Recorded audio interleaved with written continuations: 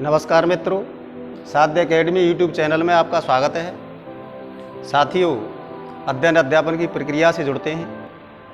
अध्ययन अध्यापन की प्रक्रिया में मनोविश्लेषणवाद उपागम से संबंधित शिक्षण की क्रियाएं चल रही थी। मनोविश्लेषणवाद को प्रथम पार्ट में उसकी स्थापना, पृष्ठभूमि, आधार से संबंधित अध्ययन किया। दूसरे पार्ट में उसके जो प्रथम वर्गीकरण चेतना के स्तरों का अध्ययन किया। चेतना के स्तरों को तुलनात्मक रूप से परीक्षा उपयोगी सामग्री से जोड़ने का प्रयास किया गया। अगला जो तीसरा पार्ट है मनोविश्लेषणवाद के वर्गीकरण का, वो है संरचनात्मक घटक।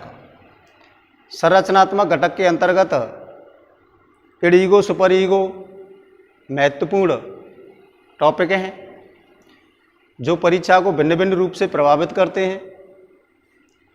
आज उनको तुलनात्मक रूप से अध्ययन से जोड़ते हैं।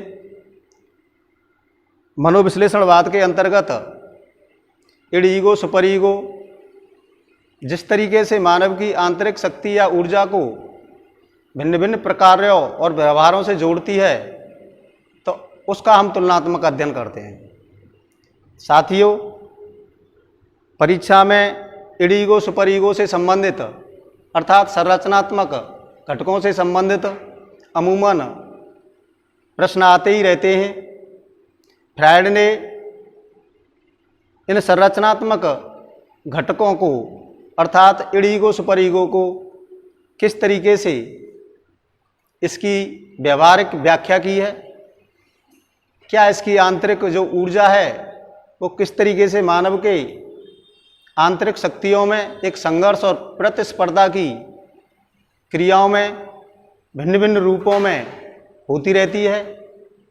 तो साथियों, मैंने आपको इड ईगो, सुपर ईगो के विषय से संबंधित कुछ तुलनात्मक उनका अध्ययन किया है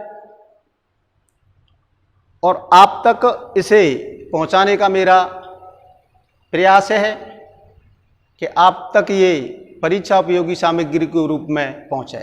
तो साथियों, जिस तरीके से हम चेतना के स्तरों के अध्ययन से जुड़े थे कि चेतना के स्तरों का भी अपना कोई कॉमन अर्थ होता है, इसी तरीके से संरचनात्मक घटकों का भी अपना एक कॉमन अर्थ होता है। अर्थात इड ईगो, सुपर ईगो का जो एक संयुक्त अर्थ है वो फ्रायड ने अपने इस मनोविश्लेषणवाद में किस तरीके से व्यक्त किया। उसने बताया कि इड ईगो, सुपर ईगो मानव की जो संरचनात्मक इकाई के रूप में कार्य करती है, तो वो किस तरीके की शक्ति या ऊर्जा से समन्वित होती है। तो साथियों, इड ईगो, सुपर ईगो अर्थात संरचनात्मक रूप से इसके कॉमन अर्थ पर भी एक बार हम विचार करें, फिर इनके भिन्न भिन्न वैयक्तिक वर्गीकरणों का तुलनात्मक अध्ययन करें। तो साथियों, फ्रायड ने संरचनात्मक घटक का जो कॉमन अर्थ बताया था वो ये था कि व्यक्तित्व की संरचना के अंतर्गत मूल प्रवृत्तियों से उत्पन्न मानसिक संघर्षों का समाधान होता है। तो यहाँ पर बहुत ही इंपॉर्टेंट है कि व्यक्तित्व की जो मानसिक शक्ति है, जिसमें जो मूल प्रवृत्ति की जो ऊर्जा है वो किस तरीके से कार्य करती है। तो यहाँ एक सवाल भी बन जाता है कि मूल प्रवृत्ति से उत्पन्न अर्थात जो आंतरिक शक्ति से उत्पन्न मानसिक संघर्षों की जो ऊर्जा है, वो शक्ति है, वही हमारे एक व्यक्तित्व के संरचनात्मक अर्थ को व्यक्त करती है। और भी फ्रायड ने इड ईगो, सुपर ईगो के बारे में कहा कि इड ईगो, सुपर ईगो की सापेक्ष शक्ति व्यक्ति की स्थिरता का निर्धारण करती है। तो यहां बहुत ही इंपॉर्टेंट है, सवाल भी आ जाता है कि व्यक्तित्व की सापेक्ष शक्ति यानी कि जो व्यक्ति के अंदर अनुकूल शक्ति है और अगर उसका सामान्य या समतुल्य रूप में या समायोजित रूप में प्रयोग किया जाए तो उसकी स्थिरता मतलब कि उसे सामान्य जीवन से जोड़ती है और जीवन में स्थिरता लाती है। तो इस तरीके से इडिगो सुपर ईगो की जो आंतरिक शक्ति या ऊर्जा है मानव में सापेक्षिक रूप से स्थिरता लाती है। ये इसका कॉमन अर्थ है। अब हम पढ़ते हैं इड का अपना वैयक्तिक अर्थ क्या है, ईगो का अपना वैयक्तिक अर्थ क्या है, सुपर ईगो का अपना वैयक्तिक अर्थ क्या है, एक दूसरे से तुलनात्मक रूप से किस तरीके से जुड़े हुए हैं, इनकी व्यावहारिक या मानव के शक्ति या ऊर्जा में प्रतिस्पर्धात्मक क्रियाएं कैसे होती हैं। तो साथियों मैंने यहाँ पर प्रॉपर सेलेक्ट नोट्स तैयार किए हैं। आप एक एक घटक को उनके अर्थ से जोड़ते हुए अपने अध्ययन के अभ्यास में डालें। तो साथियों मैं शुरू करता हूं। इड उपाहम, यानी इड को उपाहम भी कहा जाता है, इड को उपाहम भी कहा जाता है। पहला, इड व्यक्ति की मूल प्रवृत्तिक ऊर्जा का स्रोत है। स्पष्ट सी बात है कि मानव की जो आंतरिक ऊर्जा है उसका स्रोत है। हम ये भी कह सकते हैं कि ऊर्जा का भंडार घर है। मानव की जो ऊर्जा का भंडार कहा जाता है उसे इड कहते हैं। आगे पढ़ते हैं। इड सुखेप्सा के सिद्धांत पर कार्य करता है। इंपॉर्टेंट है कि इड अर्थात उपाहम सुख के सिद्धांत पर कार्य करता है। इड की जो प्रवृत्ति है वो इंद्रिय सुख पर आधारित है। वो तत्क्षण सुख चाहता है, अर्थात आनंद प्राप्त करने वाली प्रवृत्तियों क्रियाओं से तत्काल जुड़ता है। आगे पढ़ते हैं। इड का संबंध व्यक्ति की कामेच्छा, आदिम आवश्यकता एवं आक्रामक आवेगों की तुरंत संतुष्टि से होता है। इंपॉर्टेंट है, इड ये चाहता है कि जो उसकी कामेच्छाएं, जो काम प्रवृत्ति से जुड़ी हुई है, आदिम माने जो उसकी वास्तविक पूर्व की प्राक आवश्यकताएं जो अनैतिक रूप से इन्हें संतुष्ट करने के लिए वो तत्क्षण प्रयास में रहता है, ऐसी आवश्यकताएं और आक्रामक आवेग, और वो आक्रामक है। आक्रामकता पर वो बहुत ही जल्दी सक्रिय होता है, इसलिए इड की ये विशेषता है। आगे, इड नैतिक मूल्यों व समाज की परवाह नहीं करता। इंपॉर्टेंट है, मानव के अंदर ऐसी ऊर्जा जो स्वयं में जो कहीं पर अपने सुख की प्राप्ति करने से संबंधित कोई बाधा की परवाह नहीं करता है, कोई बाधा मानता ही नहीं है। वो किसी भी नैतिक या सामाजिक नियमों के प्रति परवाह ही नहीं करता है, अर्थात अनैतिक रूप से कामेच्छा की पूर्ति करने के लिए वो किसी भी हद तक जा सकता है। तो इड की ये प्रवृत्ति होती है। साथियों, इड की अधिकांश ऊर्जा कामक होती है। जो इंपॉर्टेंट है कि इड की अधिकांश ऊर्जा कामक होती है तथा शेष ऊर्जा आक्रामक होती है। नोट लगा लें, क्योंकि कभी प्रश्न भी हो सकता है कि इड की अधिकांश ऊर्जा होती है, अर्थात उपाहम की जो ऊर्जा होती है वो कामक होती है, और शेष ऊर्जा, यह क्वेश्चन बन जाता है शब्दावली के आधार पर, शेष ऊर्जा उसकी आक्रामक होती है। तो इड की जो ऊर्जा है वो कामेच्छा पर और आक्रामक ऊर्जा पर केंद्रित है। वो अपने किसी न किसी लक्ष्य की प्राप्ति के लिए वो कहीं न कहीं सुख की प्राप्ति के लिए आगे बढ़ता है।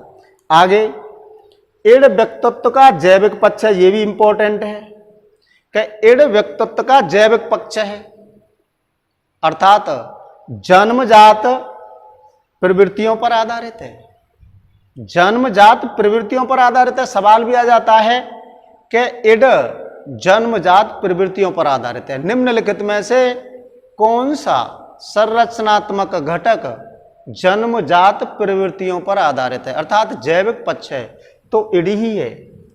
इड में जन्मजात प्रवृत्तियां अधिक होती हैं। आगे, इड पार्श्विक इच्छाओं का प्रतिनिधि है। पार्श्विक जो वास्तविक पशु प्रवृत्ति से या अनैतिक प्रवृत्तियों से या असामाजिक प्रवृत्तियों से या काम इच्छा से प्रेरित ऐसी या जो आदमी आवश्यकताओं से प्रेरित, उन्हीं का प्रतिनिधि है।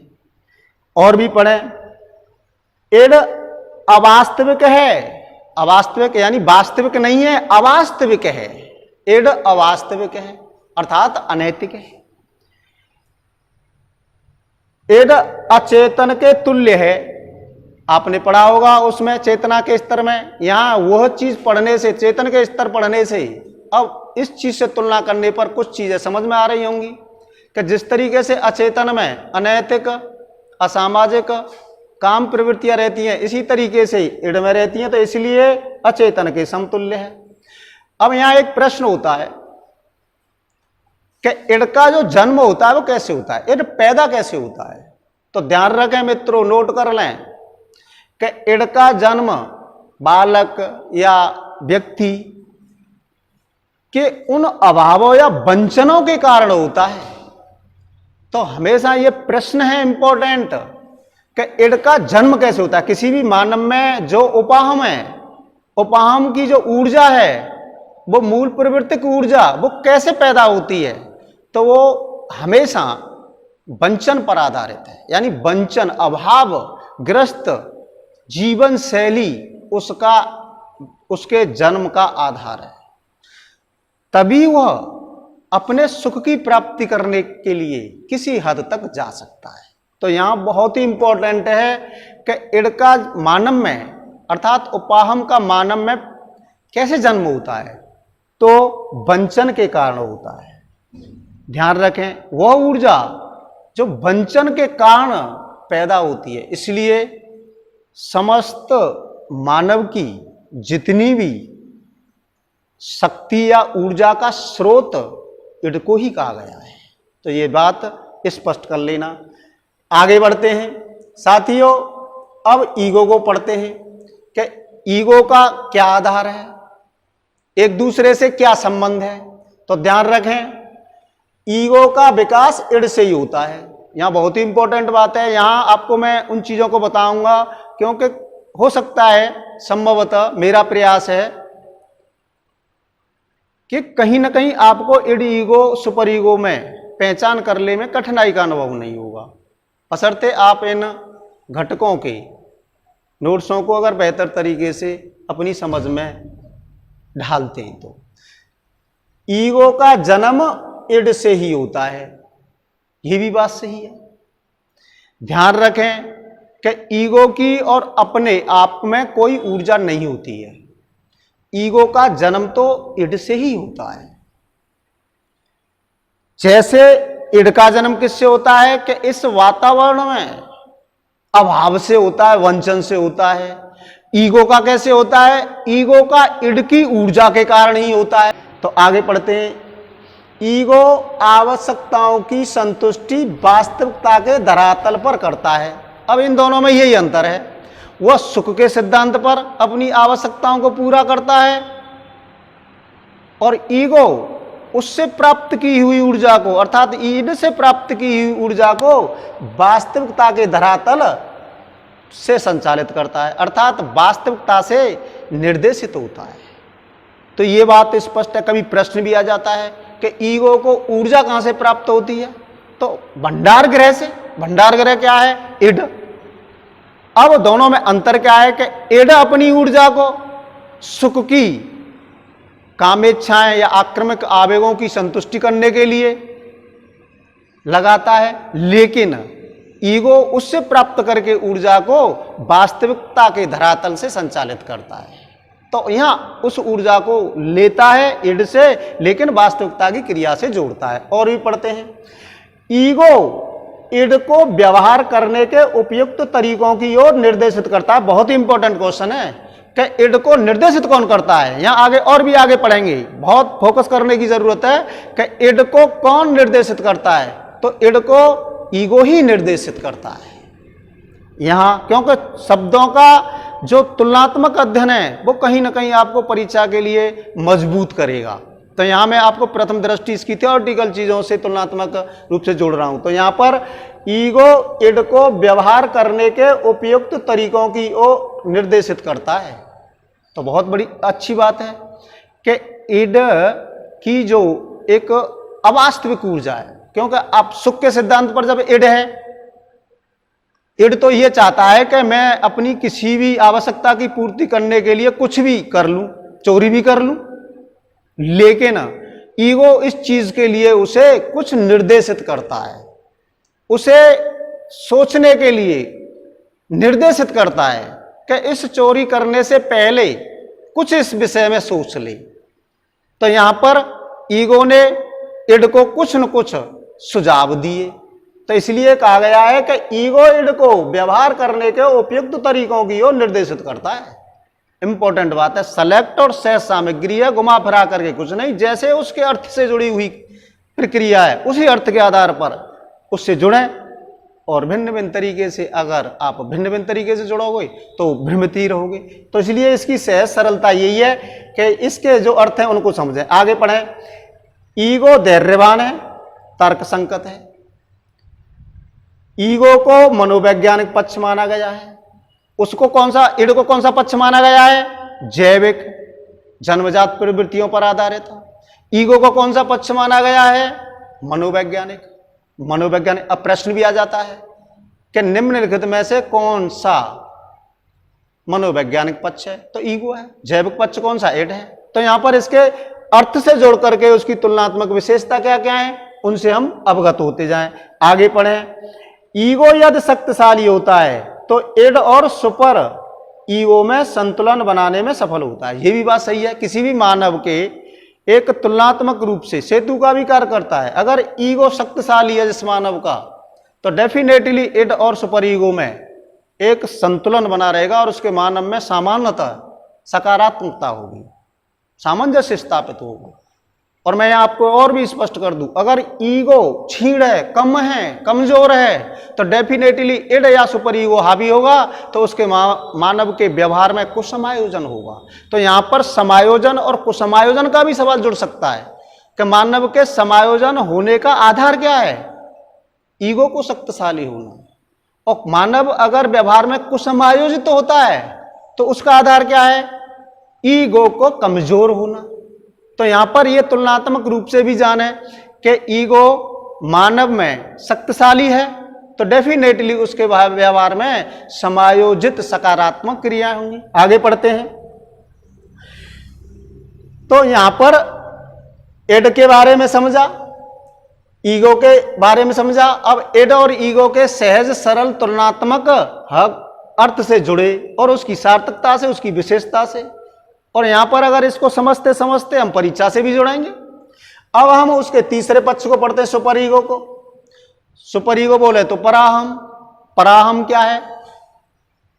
पराहम या सुपर ईगो मानसिक प्रकार्यों की नैतिक शाखा के रूप में जाना जाता है, अर्थात इसे नैतिक कमांडर कहते हैं। वास्तविक सही बात है कि अगर मानव के किसी भी संरचनात्मक पक्ष में जो नैतिकता है, आदर्श मूल्य हैं, तो वह पक्ष पराहम या सुपर ईगो होगा। तो यहां पर इसके बारे में स्पष्ट कहा गया है कि यह या सुपर ईगो पराहम मानसिक प्रकार्यों की नैतिक शाखा के रूप में जाना जाता है। इसे नैतिक कमांडर कहते हैं। स्पष्ट ही बात है।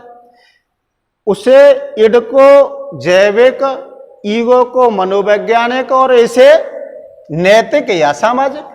और भी इसकी एक कठिनाई स्तर पर भी एक अर्थ जुड़ा हुआ है जो परीक्षा में बहुत प्रभावशाली हो सकता है, उसके अर्थ को भी जाने। सुपर ईगो समाजीकरण की प्रक्रिया में पैतृक प्राधिकार के आंतरीकरण द्वारा इड को नियंत्रित करता है। ये इंपॉर्टेंट है, नोट भी लगा लें, क्योंकि मैंने ईगो के बारे में अभी बताया था कि ईगो इड को सिर्फ निर्देशित करता है, लेकिन समाजीकरण की प्रक्रिया में पैतृक प्राधिकार जो प्रक्रियाएं, पैतृक प्राधिकार का मतलब जो उसकी जन्मजात प्रक्रियाएं, किसकी? इड की, जो जीवन से जुड़ी हुई हैं, क्योंकि वो है ही जैविक। पैतृक माने जैविक या जन्मजात, जन्मजात प्रक्रिया प्राधिकार से जुड़ा हुआ है, तो उसको वह नियंत्रित करता है। इंपॉर्टेंट क्वेश्चन है, कभी भी क्वेश्चन भी आ जाए कि समाजीकरण की प्रक्रिया में जो पैतृक प्राधिकारों के रूप में इड को कौन नियंत्रित करता है या निर्देशित करता है, तो आपका पराहम या सुपर ईगो करेगा। और सीधा सवाल कि इड को निर्देशित करता है तो ईगो करता है, और समाजीकरण की प्रक्रिया में पैतृक रूप से इड को नियंत्रित करता है तो आपका सुपर ईगो करता है। तो यहां तुलनात्मक रूप से ये अर्थ स्पष्ट करते जाएं। ठीक, आगे पढ़ते हैं। सुपर ईगो आदर्शवादी सिद्धांत द्वारा निर्देशित होता है। आदर्शवादी है, आदर्शवादी सिद्धांत द्वारा निर्देशित होता है। मित्रों, आपने इड के बारे में पढ़ा अभी, जो भी संभवतः मेरे पास अनुभव है कि इड का जन्म कैसे होता है, क्योंकि उसे भंडार, ऊर्जा का भंडार ग्रह कहते हैं, तो इड यानी उस ऊर्जा का जन्म कैसे होता है इड में? वो होता है वंचन या अभाव के द्वारा। ईगो में ऊर्जा कैसे पैदा होती है? इड के द्वारा। लेकिन सुपर ईगो में जो ऊर्जा पैदा होती है वो वास्तविक रूप से आदर्शवादी सिद्धांत या मूल्यों पर आधारित पुरस्कार एवं दंड द्वारा पैदा होती है। इंपॉर्टेंट है कि पराहम में ऊर्जा के स्रोत हैं आदर्शवादी मूल्य, पुरस्कार एवं दंड या समाजीकरण की प्रक्रिया, नैतिक क्रियाएं, इनके द्वारा ही ऊर्जा पैदा पराहम या सुपर ईगो में होती है। आगे बढ़ते हैं। सुपर ईगो इड की अनैतिक प्रवृत्तियों पर रोक लगाता है। अनैतिक प्रवृत्तियों पर रोक लगाता, क्यों? कि सुपर ईगो अपने आप में नैतिक है, इसलिए इड की अनैतिकता पर रोक लगाता है। यह ईगो को नैतिक लक्ष्यों की ओर निर्देशित करता है। यह बहुत ही इंपॉर्टेंट क्वेश्चन है कि इड को अनैतिक प्रवृत्तियों पर रोक लगाता है तो सुपर ईगो लगाता है, क्योंकि यहां कई बार अगर तुम अभ्यास करोगे तब आप ये बात समझ में आएगी, क्योंकि सिर्फ इड को निर्देशित करता है तो ईगो करता है, लेकिन इड को अनैतिक प्रवृत्तियों पर, इड की अनैतिक प्रवृत्तियों पर रोक कौन लगाता है? तो सुपर ईगो लगाता है। तो साथियों, पराहम ईगो को नैतिक लक्ष्यों की ओर निर्देशित करता है। स्पष्ट सी बात है। इड को निर्देशित कौन करता है? ईगो। इड की अनैतिक प्रवृत्तियों पर रोक कौन लगाता है? Super ego. ईगो को नैतिक लक्ष्यों की ओर निर्देशित कौन करता है? Super ego. ये शब्दावली, इस तरीके की तार्किकताएं, इसकी सार्थकताओं का बार बार अभ्यास करना है, तुलना करना है। इसीलिए मैंने इनको एक प्रॉपर तुलनात्मक रूप से पूरे नोट्सों में आपके सामने प्रस्तुत किया है, जिससे कि आपको भविष्य में इसके अध्ययन से जुड़ी हुई कोई भी क्रियाएं आप इनसे अपना बार बार अभ्यास करते रहें। आगे बढ़ते हैं साथियों। सुपर ईगो पूर्णतः सामाजिक माना गया है।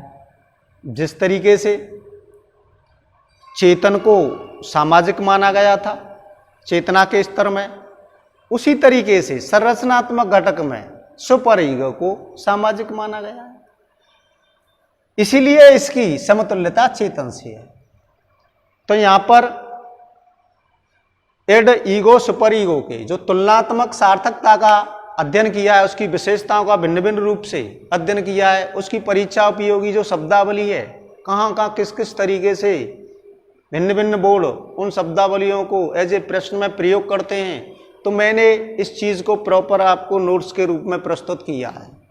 साथियों, मैं फिर कह रहा हूँ कि मनोविश्लेषणवाद एक बड़ा उपागम है इसमें बहुत सी ऐसी क्रियाएं हैं जो अमूमन शिक्षक शिक्षा से जुड़े हुए अनेक परीक्षाओं को प्रभावित करती हैं, चाहे वो आपकी रीट हो, यूपी टेट हो, शिक्षक भर्ती हो या टीजीटी पीजीटी हो, एजुकेशन के शिक्षक शिक्षा से संबंधित किसी भी क्राइटेरिया में मनोविश्लेषणवाद एक उम्दा और भारी भरकम उपागम है।